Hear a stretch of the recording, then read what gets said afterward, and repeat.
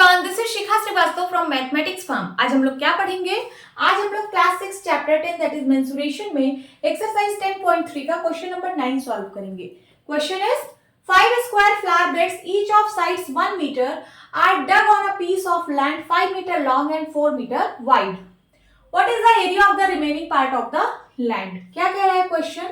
एक piece of land है, piece of land means जमीन का एक टुकड़ा है जो 5 मीटर लॉन्ग है और 4 मीटर वाइड है। लॉन्ग मीन्स लेंथ और वाइड मीन्स ब्रेड्थ। ठीक है, तो जो जमीन का टुकड़ा है उसकी लेंथ और ब्रेड्थ गिवन है। लेंथ और ब्रेड्थ गिवन है, इसका मतलब जो जमीन का टुकड़ा है वो किस शेप का है? रेक्टेंगुलर शेप का है। तो चलिए मैं यहाँ पे एक पीस ऑफ लैंड बनाती हूँ।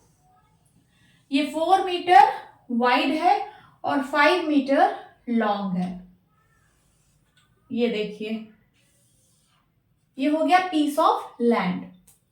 इसकी लेंथ है 5 मीटर और इसकी ब्रेड्थ है 4 मीटर। फिर से पढ़ते हैं question. 5 square flower beds each of sides 1 meter are dug on a piece of land.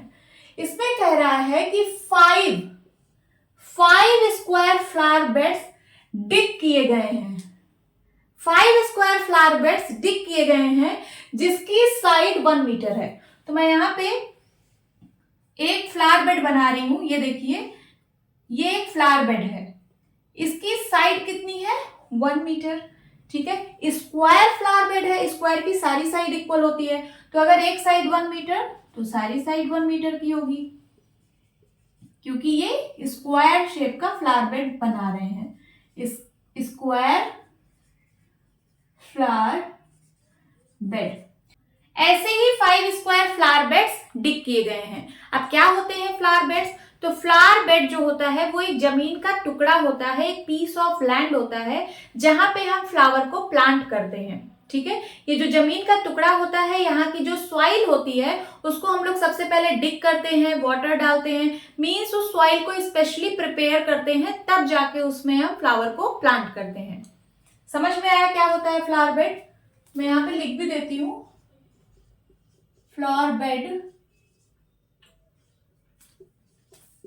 it is a piece of land where flowers are planted,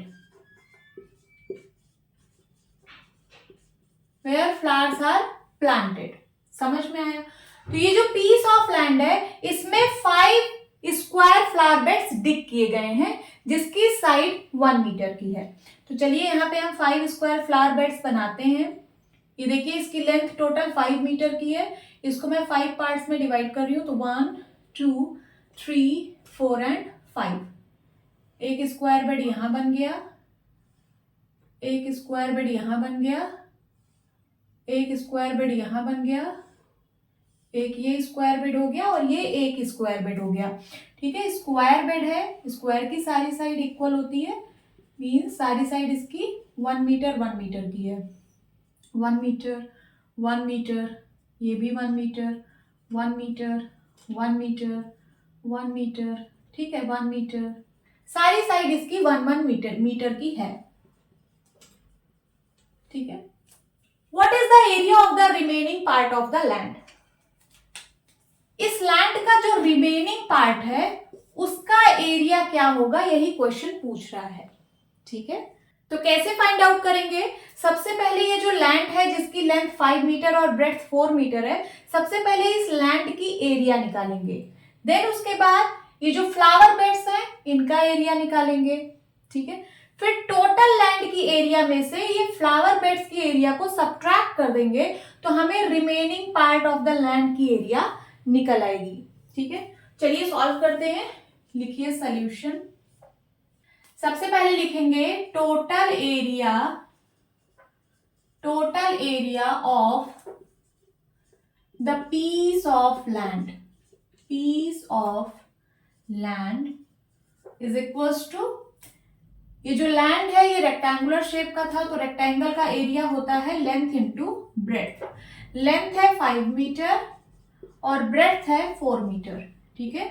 5 4 जा 20, मीटर इंटू मीटर, मीटर का square हो जाएगा, या फिर हम इसी को लिख सकते हैं 20 स्क्वायर मीटर। मीटर स्क्वायर और स्क्वायर मीटर एक ही चीज है, ठीक है, तो मैं इसको स्क्वायर मीटर लिख रही हूँ। अब हम फ्लावर बेड्स का एरिया फाइंड आउट करेंगे, फ्लावर बेड्स का। तो सबसे पहले मैं 1 फ्लावर बेड का एरिया निकाल लूंगी, 1 फ्लावर बेड का एरिया निकाल लूंगी। फिर उसके बाद उसको मैं 5 से मल्टीप्लाई कर दूंगी, क्योंकि ये जो फ्लावर बेड्स हैं ये सब एक ही साइज के हैं, ठीक है। तो एक फ्लावर बेड का मैं एरिया निकाल लूंगी, उसको फिर मैं 5 से मल्टीप्लाई कर दूंगी, तो टोटल फ्लावर बेड का एरिया आ जाएगा। तो लिखिए यहाँ पे area of 1 flower bed, 1 flower bed. ये जो फ्लावर बेड है ये स्क्वायर शेप का है, तो स्क्वायर का एरिया होता है side into side, side into side. Side है 1 metre, so 1 metre into 1 metre is equals to 1 1 जा 1 मीटर स्क्वायर, या फिर इसी को मैं लिख सकती हूँ 1 स्क्वायर मीटर। ये तो आ गया 1 फ्लावर बेड का एरिया। ऐसे ही 5 स्क्वायर फ्लावर बेड्स हैं, तो लिखिए area of 5 square flower beds, square flower beds is equals to 5 into 1 square metre, 5 into 1 square metre is equals to 5 1 जा 5 स्क्वायर मीटर। यहाँ पे भी आप स्क्वायर लिख दीजिए, area of 1 square flower bed, यहाँ पे आप स्क्वायर लिख दीजिएगा। Area of 1 square flower bed 1 square metre आया, तो area of 5 square flower bed कितना आएगा, 5 into 1 that is 5 square metre. अब हमें ये वाला एरिया फाइंड आउट करना है, रिमेनिंग पार्ट का एरिया कैसे निकलेगा, टोटल एरिया में से ये फ्लावर बेड के एरिया को सब्ट्रैक्ट करने पर।